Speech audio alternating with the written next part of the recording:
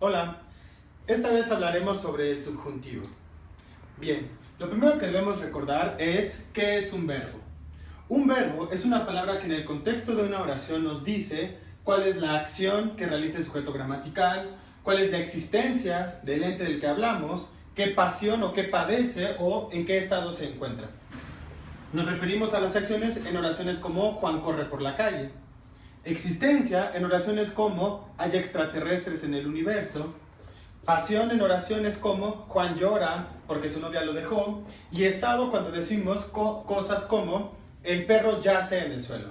Bien, con esto en mente debemos saber que el verbo tiene accidentes gramaticales. Los accidentes gramaticales del verbo son modo, tiempo, persona y número. El modo es el accidente gramatical que se caracteriza porque indica cuál es la actitud que toma el hablante al momento de usar el verbo. El tiempo nos indica el momento en el que se realiza la acción.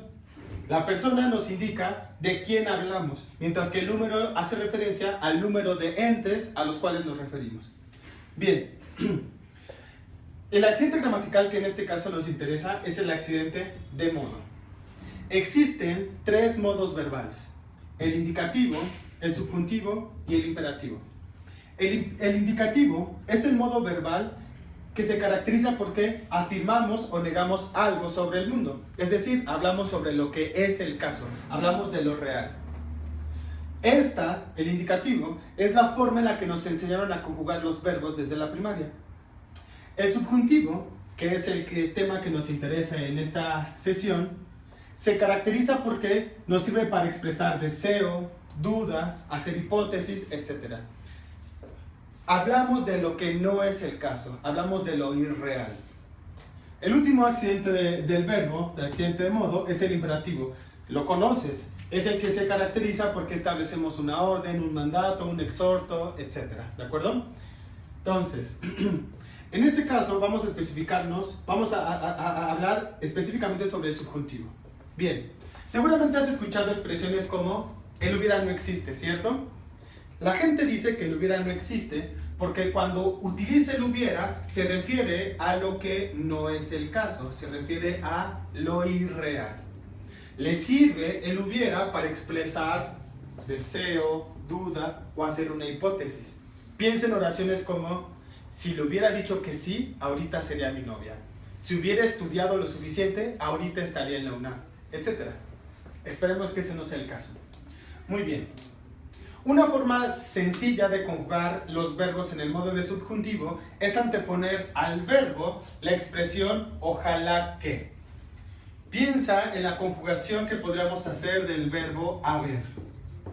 Si conjugáramos el verbo haber en el presente de subjuntivo, tendríamos que decir cosas como ojalá que yo haya.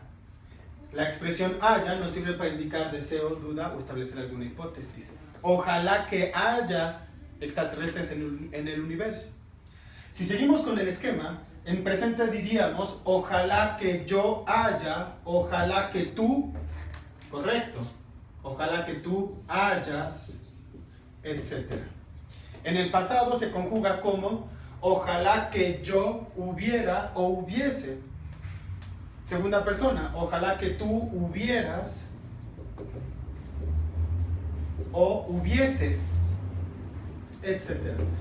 El futuro es un tiempo que en subjuntivo no se usa tanto. Básicamente se utiliza solamente en el ámbito del derecho. Se conjuga con la terminación de ojalá que yo hubiere, ojalá que tú hubieres, etc. Basta recordar, para terminar, los nombres de los tiempos. En indicativo, los accidentes de tiempo se llaman presente, pasado o pretérito perfecto simple, futuro o futuro simple, copretérito o pretérito imperfecto y pospretérito o condicional simple. En subjuntivo, la nomenclatura cambia. El presente se mantiene, pero el pasado se conoce como copretérito o pretérito imperfecto, mientras que el futuro se llama futuro o futuro simple. Espero haberte apoyado con esto. Si tienes más dudas, por favor no dudes en mandarnos tus comentarios y sugerencias. Hasta la próxima.